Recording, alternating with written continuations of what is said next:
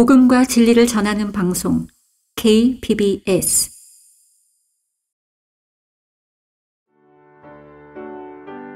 성경 지식을 기초부터 탄탄히 쌓아가는 기초로 돌아가자. 기도란 예수 그리스도의 능력을 잡는 손이다. 조지 뮬러의 말입니다. 이 시간 우리가 배울 말씀의 주제는 기도입니다. 성경침례교회 박승용 목사가 강의합니다.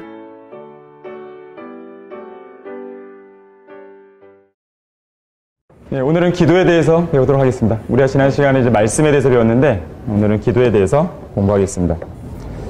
이 그리스도인의 영적 생활이 얼마나 올바르고 강건한가는 바로 이 기도에 달려 있습니다. 물론 이제 말씀을 읽고 묵상하는 그러한 생활도 우리에게 어느 한 축을 형성하지만 또 기도 역시나 아주 중요한 우리 믿음의 생활의 축을 형성하고 있습니다. 이 기도라고 하는 것은 이제 하나님과 직접적으로 교제하는 것이죠. 말씀을 통해서 교제하고 기도로 교제하고 또 성도의 호흡이라고도 말할 수가 있습니다. 이 기도에는 무게가 있을까요? 무게? 기도의 무게. 생각해 보신 적 있으십니까? 제1차 세계대전이 끝나고 이 크리스마스가 되기 일주일 전 어느 날이었습니다. 한 초라해 보이는 여인이 상점으로 들어왔어요. 아이들을 위해서 크리스마스 저녁 식사를 준비하기 위해서 이것저것 식품들을 주문했습니다. 행색이 너무 초라해 보여서 이 상점 주인도 그렇게 친절하게 대응하지는 않았어요. 그러면서 퉁명스럽게 물었습니다. 돈은 얼마나 준비됐습니까? 이때 여인이 이렇게 대답합니다. 사실 전쟁에서 남편이 죽었고 지불할 돈이 한 푼도 없습니다. 대신에 이 짧은 구절에 기도밖에는 드릴 것이 없습니다. 그랬어요.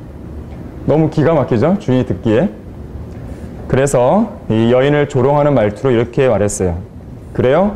그러면 그 기도 내용이라도 종이에 써서 줘봐요.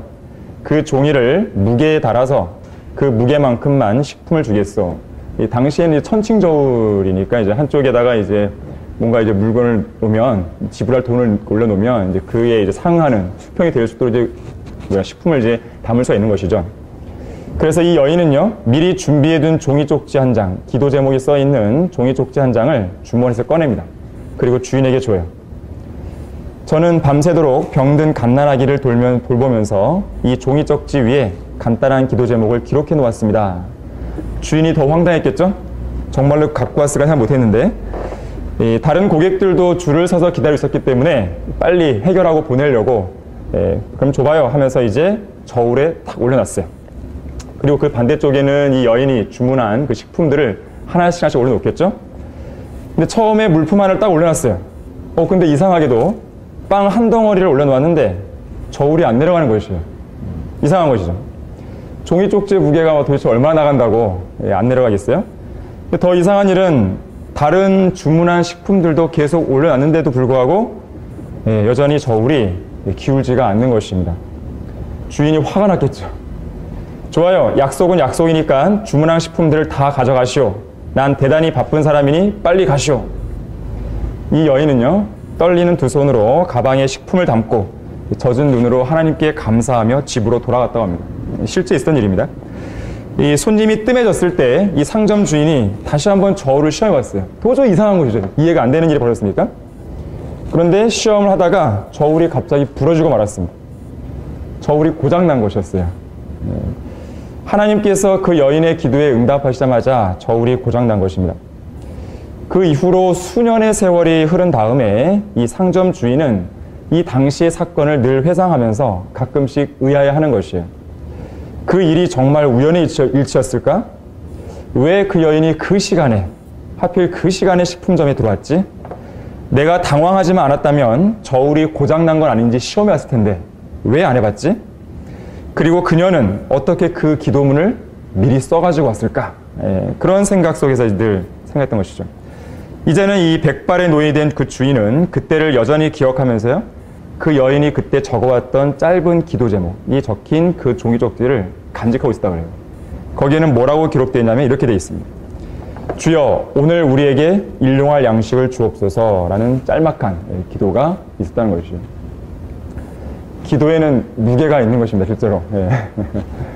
물론 그렇다고 시험을 해보지는 마세요. 이 그리스도인의 영적 생활의 강건함의 척도는 아까도 말했지만 말씀과 기도에 달려 있습니다. 우리가 성경을 읽을 때 하나님께서 우리에게 말씀하시는 것이죠. 그리고 우리가 기도할 때는 우리가 하나님께 말씀을 드리는 것이에요. 이러한 유기적인 교제 관계가 이루어져야 그리스도인의 생활은 강건해질 수가 있는 것입니다. 하나님과의 적절한 의사소통이 없이는 그 교제 관계가 발전될 수가 없어요. 사랑하는 연인 관계도 마찬가지죠. 계속 만나고 이야기를 해야 뭔가 발전 관계가 생길 수가 있죠. 그렇지 않고서는 거리가 멀을 수밖에 없습니다. 마찬가지로 하나님과의 관계도 똑같아요. 기도와 연관해서 많은 책들을 쓴 E.M. 바운즈라는 사람이 있습니다. 이 사람이 이렇게 이야기를 했어요. 하나님께 드리는 기도는 가장 고상한 일이고 사람이 할 수 있는 가장 숭고한 일이며 가장 실제적인 일이다 그랬어요. 가장 고상한 일, 가장 숭고한 일, 가장 실제적인 일. 그래서 우리가 기도에 있어서 가장 중요한 게 뭐냐면 기도를 하는 것이에요. 일단 기도를 해야 이 가장 숭고하고 고상하고 실제적인 일을 해야 뭔가 기도 응답을 받든지 주님과 교제를 하든지 영적 성장이 있든지 뭔가 변화가 있을 거 아니겠어요. 그래서 여러분들이 오늘 배울 내용들이 다 중요한데 가장 기본적인 첫 번째 원리는 뭐냐면 기도를 일단 하는 것이에요. 해야 돼요. 시작을 해야 여러분의 삶에 변화가 생기는 것입니다. 자, 그렇다면 기도란 무엇인가? 자, 기도의 정의를 많은 사람들이 내렸는데 여기 나오는 이제 프로스트 박사가 정의한 이 기도의 정의가 가장 정확하다고 말할 수 있습니다. 여러분들이 이 기도의 정의는 반드시 기억을 해 두시고 여러분들이 기도할 때마다 꼭 기억을 하시길 바랍니다. 기도는 성령의 능력 안에서 예수 그리스도의 이름으로 아버지께 드리는 경배다 그랬어요. 자, 세 가지 요소가 나오죠. 성령의 능력 안에서 해야 돼요. 그냥 우리가 인위적으로 그냥 하는 게 아니에요. 두 번째는 예수 그리스도의 이름으로 해야 됩니다. 그 이름에는 능력이 있죠. 그래서 우리가 항상 기도 끝에 예수 그리스도의 이름으로 기도했습니다. 아멘 그러잖아요. 그런데 예수 그리스도의 이름으로 기도하라고 하는 것은 단순히 형식적으로 맨 끝에 그렇게 문구를 넣어라 그 내용이 아니에요. 예수 그리스도의 이름에는 능력이 있기 때문에 그 능력을 실제로 믿고 기도하라는 것이에요. 그 이름으로 내가 기도했다는 것을 보이라는 것이죠. 세 번째로는 아버지 하나님께 드리는 것이에요. 가끔씩 그렇게 그러니까 잘 모르는 사람들이 기도할 때에 주 예수님 하면서 기도하는 사람들이 있어요. 뭐 완전히 틀렸다고 할 수는 없지만 그건 좀 맞지가 않습니다.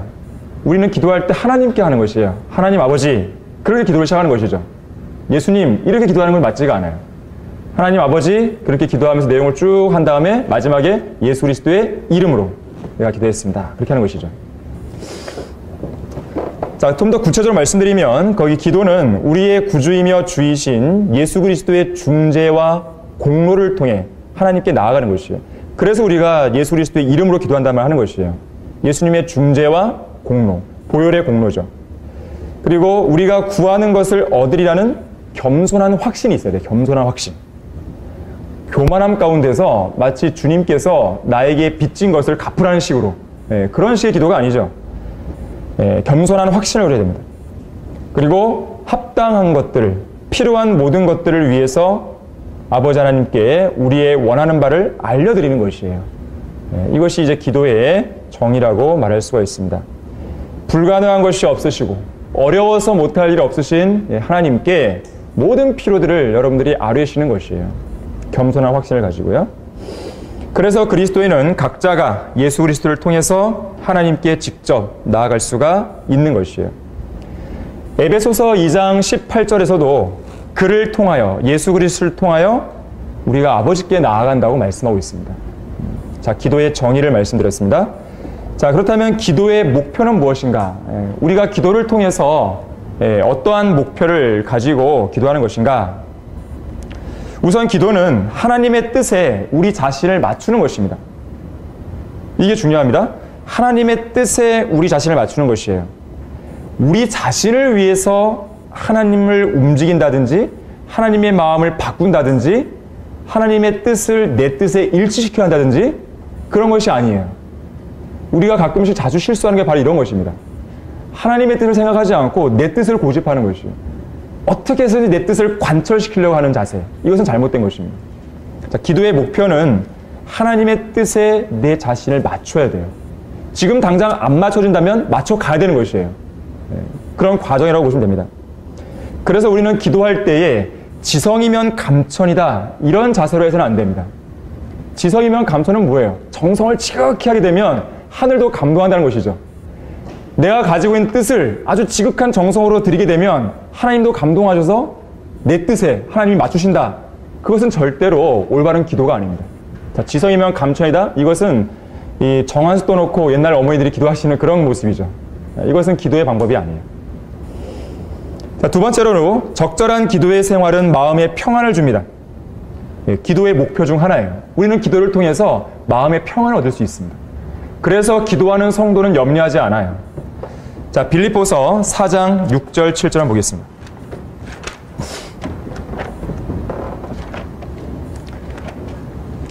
빌립보서 4장 6절 7절을 보시면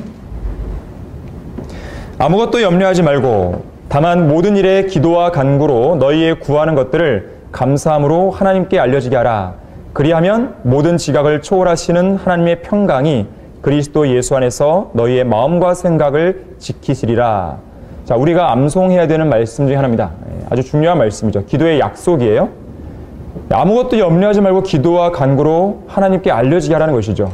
그러면 하나님께서 응답하신다는 것인데, 근데 여기에는요, 하나님께서 그 기도에 응답하신다는 것, 이 약속을 넘어서는 내용이 있습니다. 그게 뭐냐면 하나님의 평강이 우리의 마음과 생각을 지켜주는 것이에요. 무슨 말이냐면 하나님께서 우리의 기도를 들으십니다. 응답하세요. 그런데 설령 어떤 기도가 응답되지 않았다고 해서 우리가 낙심하지 말아야 할 것은 뭐냐면 하나님께서 우리에게 평안을 주시는 것이에요. 내가 기도한 것이 설령 이것이 안 이루어졌어요. 그러나 내 마음속에는 뭐가 유지가 돼요? 평안이 유지가 되는 것이에요. 이것이 바로 기도의 1차적인 목표입니다. 응답도 응답이지만 평강을 누리는 것이에요.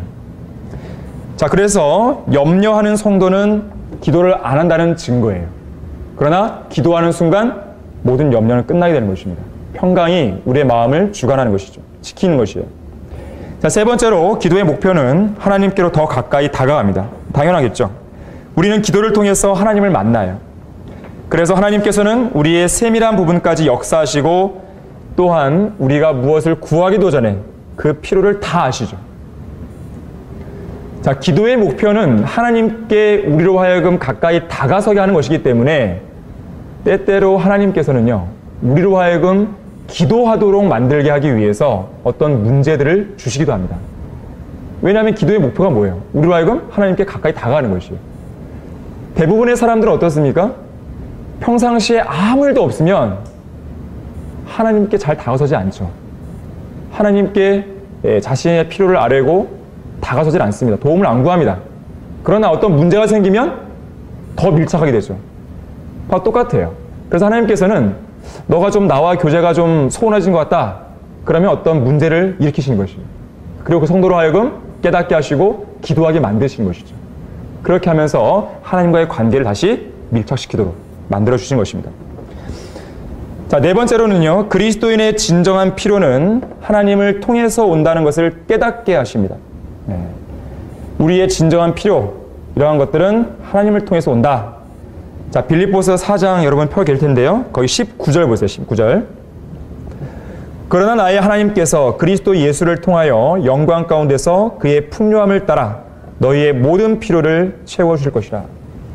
그래서 우리가 받은 모든 것들은 하나님께서 주신 것들이에요. 하나님께서 주시지 않으면 우리는 아무것도 향유할 수가 없습니다. 여러분이 이러한 믿음이 있으셔야 돼요.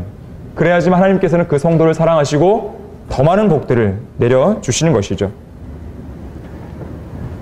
E.M. 바운즈는 그런 얘기를 했습니다. 성도는 기도를 통하지 않고서는 하나님께 가까이 가지 못하며 하나님처럼 점점 변화되지 않으며 예수 그리스도와 참다운 교제를 나눌 수도 없다 그랬어요. 바로 이것이 기도의 목표 중에 하나인 것이죠. 아까 설명드렸듯이. 자, 좀 더 구체적인 내용으로 들어가면 기도에는 4가지 구성 요소가 있습니다. 4가지 구성 요소. 우리가 기도할 때에 여러분들이 가만히 그 내용들 생각해 보시면 이 네 가지가 다 들어오는 것이에요. 이것을 액트란 말로 표현합니다. 액트. 액트 그러면 성경에서 뭐예요? 예, 사도행전. 그렇죠? 사도행전을 액트라 그러죠. ACTS. 기도도 이 앞글자를 따갖고요. 이 액트로 표현할 수 있어요. 첫 번째가 adoration입니다. 찬양. 기도 안에는 찬양이 있어요. 아까 기도가 뭐라 했어요? 기도와 정의, 기도의 정의가. 하나님 아버지께 드리는 뭐라 했어요? 경배. 기도는 경배예요. 단순한 간구가 아니에요. 간구는 그 일부입니다, 일부. 기도는 경배예요. 그래서 기도 안에는 찬양이 있습니다. 하나님을 찬양하고 경배하는 것입니다. 오라 우리가 경배하며 절하자. 우리가 우리를 만드신 주 앞에 무릎을 꿇자. 시편 95편 6절의 말씀이죠. 그래서 우리가 보통 기도할 때 무릎 꿇고 기도하는 모습을 많이 보죠. 그 책도 있잖아요. 무릎으로 사는 그리스도인. 기도와 관련된 책이죠. 자, 경배의 자세인 것이에요. 하나님의 존귀와 위엄과 은혜와 그 자비와 능력, 위대하심, 영광, 자, 이러한 것들을 우리가 찬양하는 것이에요. 그래서 여러분들이 기도를 처음 할 때 보통 어떻게 기도합니까? 위대하신 하나님. 그렇게 기도하시죠. 전능하신 하나님, 무소부재하신 하나님, 어려운 말 쓴다면 불가능한 것이 없으신 하나님, 저의 모든 필요를 다 하시는 하나님, 지혜와 지식에 보이신 하나님, 불가능한 것이 없으시고 어려워서 못할 일 없으신 그 위대하신 하나님, 그렇게 다가서잖아요. 이거 자체가 하나님을 찬양하는 것이에요. 꼭 노래를 불러야 찬양하는 게 아닙니다. 두 번째로는요, 이렇게 찬양을 했으면 그 다음에 따라오는 게 뭡니까? 자백이에요. confession. 피로를 간구하기에 앞서서 내 안에 있는 모든 죄들, 알려져 있는 모든 죄들, 어떤 연루된 모든 죄들을 자백하는 것입니다. 죄를 자백하면 자비를 받고 기도 응답도 받을 수 있어요. 찾아보겠습니다. 잠언 23장 18절입니다. 잠언 23장 18절을 보시면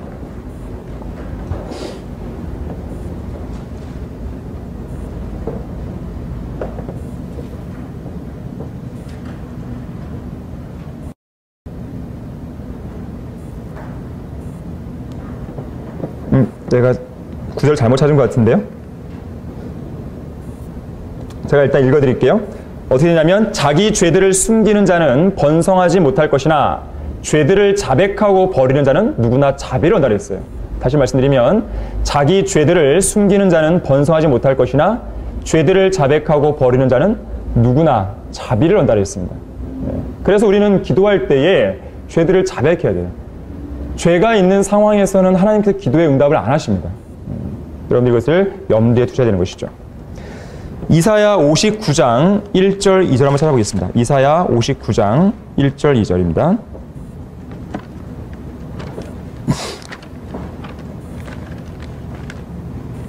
여기서도 마찬가지로 우리에게 설명을 해주고 있죠.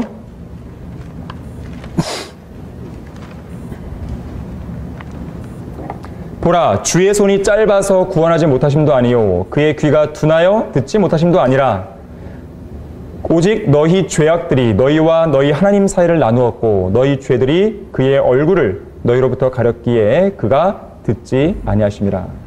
그래서 기도가 응답되지 않는 이유 중에 하나가 뭐냐면 죄 때문이에요. 죄. 그래서 우리는 모든 죄들을 자백해야 되는 것입니다. 내가 육신적으로 살았다든지 어떤 특정한 죄를 지었다든지 아니면 하나님과의 교제가 멀어졌다든지 그런 등등의 모든 내가 생각나는 죄들을 자백하는 것이에요.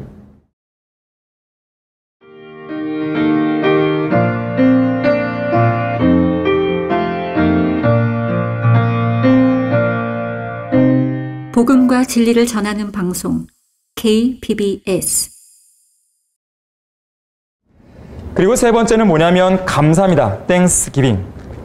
보통 추수감사절을 Thanksgiving Day 그런 말 하잖아요. Thanksgiving, 감사. 하나님의 베푸심에 대해서 감사하는 것이에요. 우리에게 주어진 모든 것에 대해 감사하는 것입니다. 감사하지 않는 성도는 하나님으로부터 기도 응답을 받을 수가 없어요. 감사할 줄 알아야 됩니다. 사실 그렇지 않겠어요? 내가 누군가에게 뭔가를 줬단 말이에요. 근데 그 사람이 감사하게 되면 더 주고 싶죠. 그게 사람의 마음이잖아요. 하나님도 마찬가지입니다. 감사하는 성도에게 더 많은 것들을 주길 원하시지 늘 불평하는 사람들에게 주시겠어요? 그건 말이 안 되는 것입니다. 그래서 아까 빌립보서 4장 6절 우리가 아까 읽었었는데 아무것도 염려하지 말고 다만 모든 일에 기도와 간구로 너희의 구하는 것들을 감사함으로 하나님께 알려지게 하라 했어요. 감사함으로. 자, 마지막 네 번째가 간구입니다. supplication 그랬죠.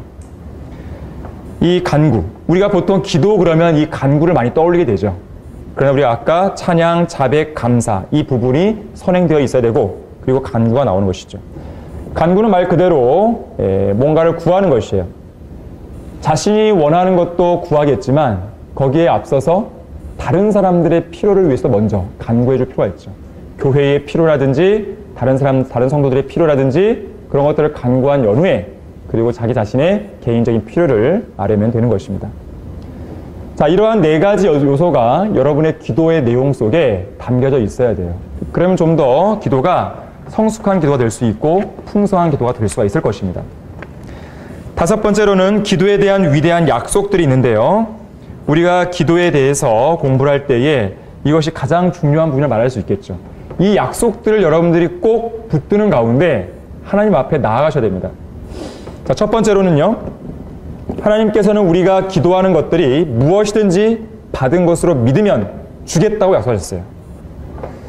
자, 마가복음 11장 24절 한번 보겠습니다.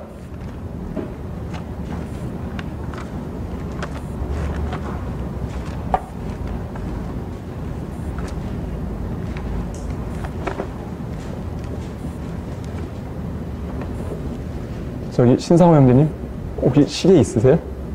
시계를 좀 저 주시겠습니까? 뒤에 시계가 없네.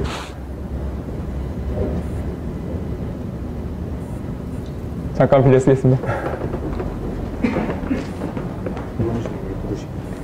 안 나오면 여기 옆에 그렇게 알겠습니다. 어떻게 시계가 없었는데?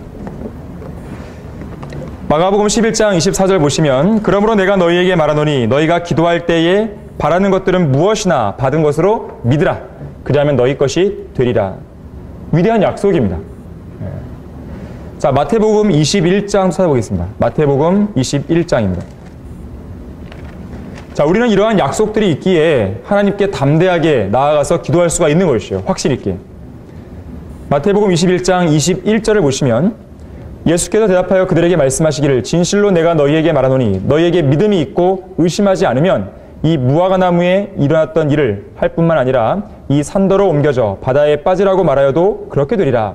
또 기도할 때에 무엇이든지 너희가 믿고 구하는 것은 다 받으리라고 하시더라 그랬어요. 자, 이 말씀을 우리가 마음속에 꼭 붙들어야 됩니다. 어떤 유명한 책을 쓴 한 저자가 자신이 겪었던 경험을 이렇게 그 책 서문에다가 쓴 적이 있습니다. 내용은 이래요. 신학대학에서 함께 공부하던 친구 하나가 내 방에 불쑥 찾아와, 그러니까 기숙사 방이죠. 놀라움과 기쁨이 섞인 얼굴로 나한테 이렇게 물었다. 자네 정말로 이 말씀을 믿는가? 거듭난 지 얼마 안 된 이 친구는 마태복음 21장 22절, 우리가 지금 읽었던 이 구절입니다. 이것을 읽어주면서 아주 희열에 찬 얼굴로 다시 물었다. 이 말씀을 정말로 믿느냐 말일세. 정말 대단한 약속이야. 왜 지금까지 더 많이 기도하지 않았는지 모르겠어 라고 한 것이었어요. 그리고 이 친구가 방을 나갑니다. 그리고 이 책을 쓴 저자가 잠시 생각에 잠겨요. 그리고 그동안 이 구절을 이 친구처럼 그렇게 생각해 본 적이 없었다는 사실에 사뭇 놀라게 됩니다. 그리고 깊은 생각 끝에 그는 무한한 능력의 삶에 대한 비전을 품게 되고요. 그것은 오직 믿음과 기도에 달려 있다는 것을 깨닫게 됩니다. 이 일을 계기로 이 사람에게는 아주 큰 중대한 변화가 일어나요. 그리고 기도에 대한 아주 중요한 책 하나를 쓰게 되는데요. 한동안 그 무명으로 알려졌던 무릎으로 사는 그리스도인이라는 책을 쓰게 됩니다. 근데 이 사람의 이름이 알려졌어요. 엘버트 리처드슨이라고요. 이 사람 이름이 알려졌는데 어쨌든 이 책을 쓰게 돼요. 계기는 마태복음 21장 22절, 바로 그 말씀을 새롭게 보았을 때였던 것이죠. 자, 기도할 때에 무엇이든지 너희가 믿고 구하는 것은 다 받으리라. 얼마나 위대한 약속이에요. 그런데 이러한 위대한 약속을 우리는 종종 놓치고 사는 것이죠. 그리스도인은 어떤 사람인가? 바로 이러한 기도의 능력을 진실로 믿는 사람들이에요.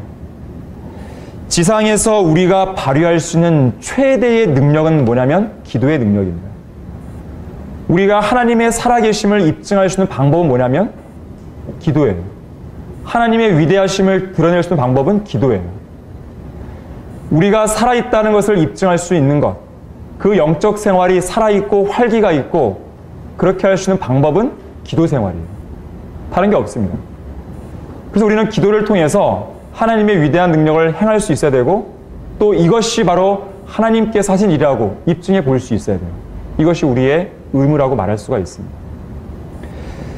두 번째 약속은요, 예수 그리스도께서 그분의 이름으로 구하면 들어주겠다는 것이에요. 아까도 말씀드렸지만 9절을 한번 찾아보겠습니다. 요한복음 14장입니다. 요한복음 14장 13절입니다. 13절 보시면 또 너희가 내 이름으로 무엇이든지 구하면 내가 그것을 행하리니 이는 아버지로 아들 안에서 영광을 받으시게 하는 것이라. 너희가 무엇이나 내 이름으로 구하면 내가 행하리라. 자, 분명 주님이 하신다고 그랬어요. 조건은 예수 그리스도의 이름으로 구할 때예요. 그러면 왜 하나님께서 우리의 영적 생활에서 아무 일도 안 하신 것처럼 보이는가? 기도를 안 했기 때문에 그런 것이에요. 예수 그리스도의 이름의 그 능력을 의지해서 우리가 간구하지 않았기 때문에 그래요. 자, 오늘 여러분들이 아주 중요한 진리를 배우고 있는 것입니다. 이것을 여러분들이 지금까지 그렇게 하지 않았다면 새롭게 하셔야 돼요. 그래야 여러분의 생활에 변화가 생기는 것입니다. 세 번째로는 하나님께서는 우리가 구하는 것이나 생각하는 모든 것보다 훨씬 풍성하게 행하신다 그랬어요. 자, 에베소서 3장 20절입니다. 에베소서 3장 20절 보시면 이제 우리 안에서 역사하시는 능력을 따라 우리가 구하는 것이나 생각하는 모든 것보다 훨씬 풍성하게 행하실 수 있는 그분께 그리스도 예수를 통하여 교회 안에서 그분께 영광이 모든 시대들 곧 끝없는 세상에 걸쳐 있을지어다. 아멘. 그랬습니다. 우리가 구하는 것, 생각하는 모든 것, 자, 이것보다도 훨씬 풍성하게 행하시는 분이에요.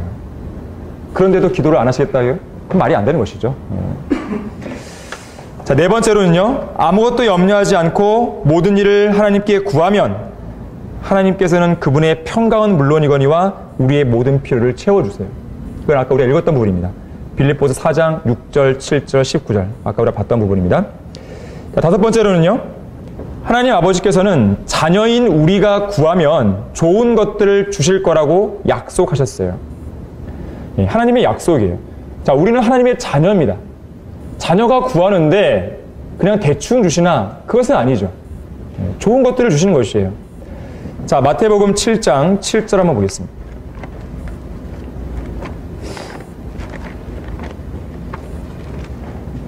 마태복음 7장 7절 한번 보시면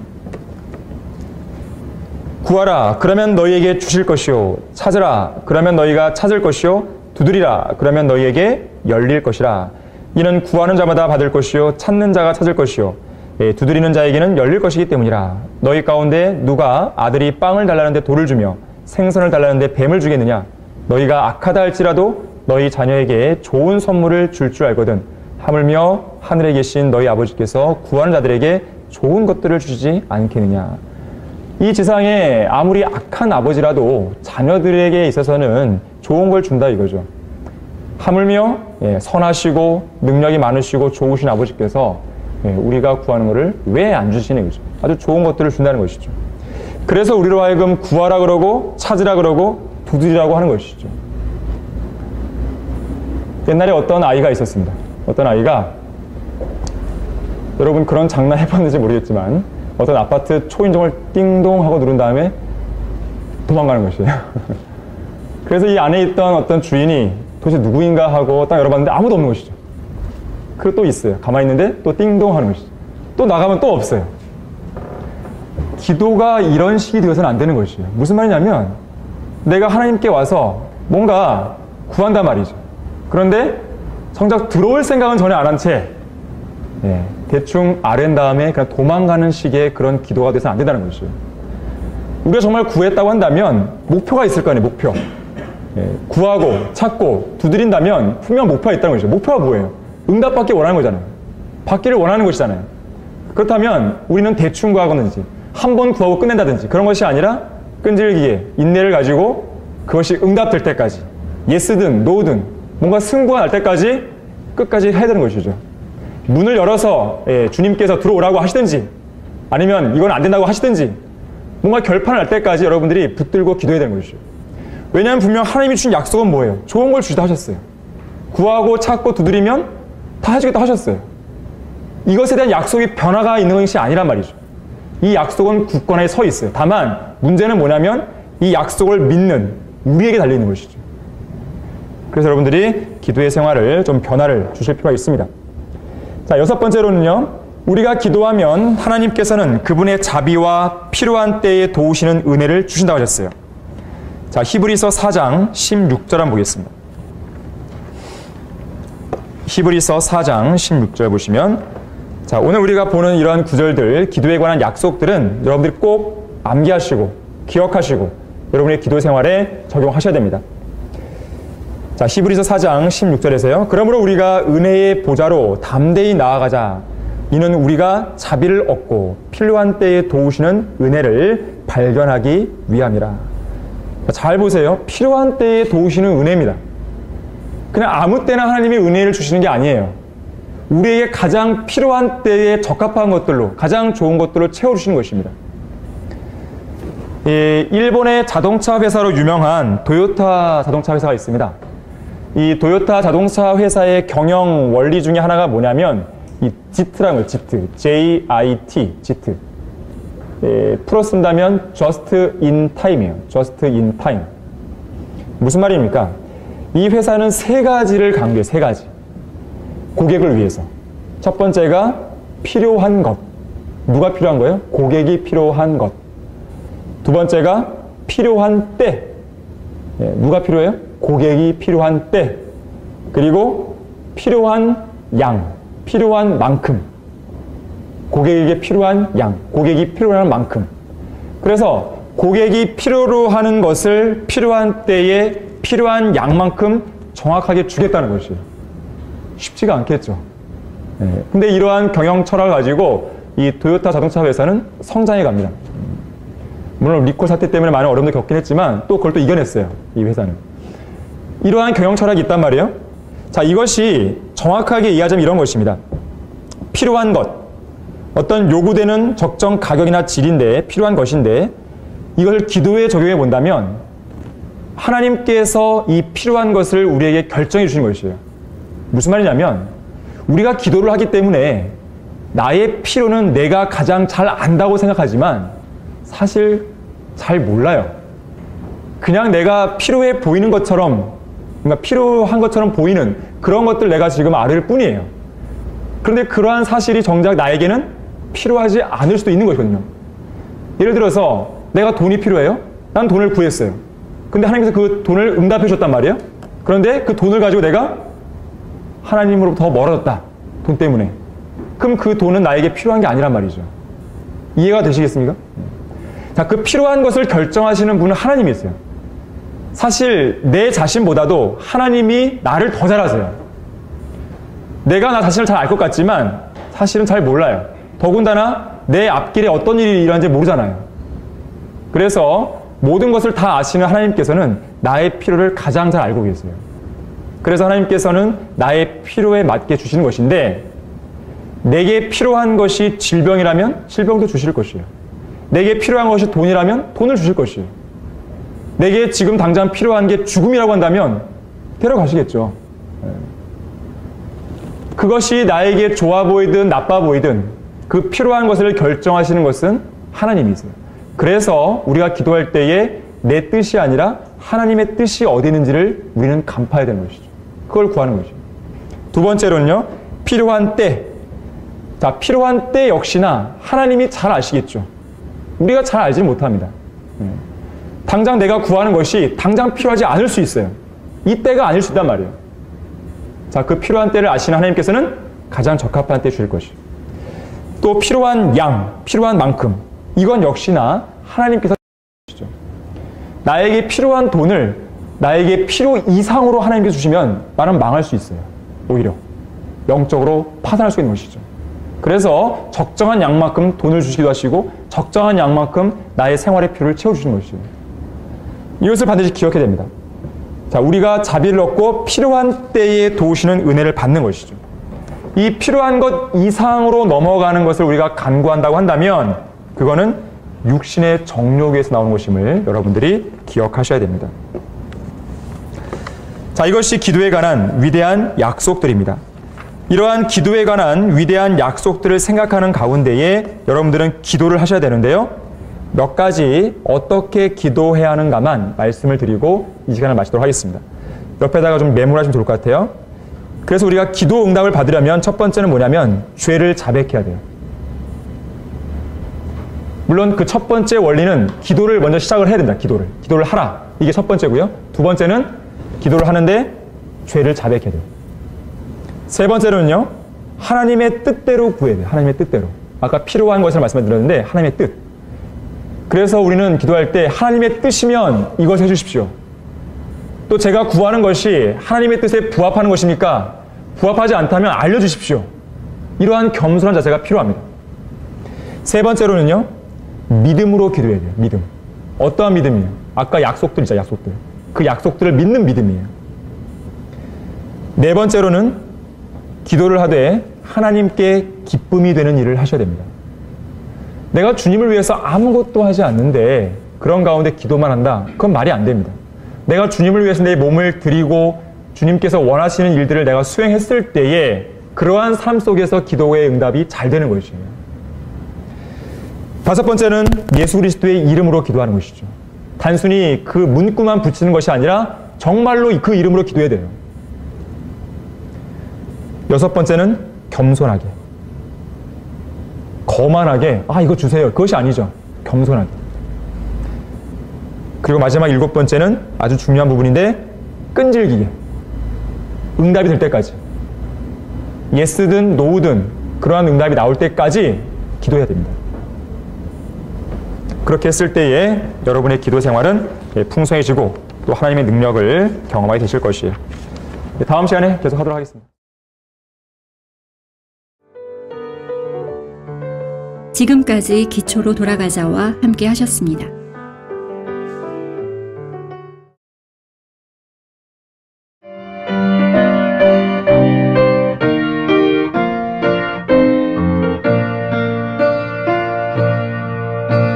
복음과 진리를 전하는 방송 KBS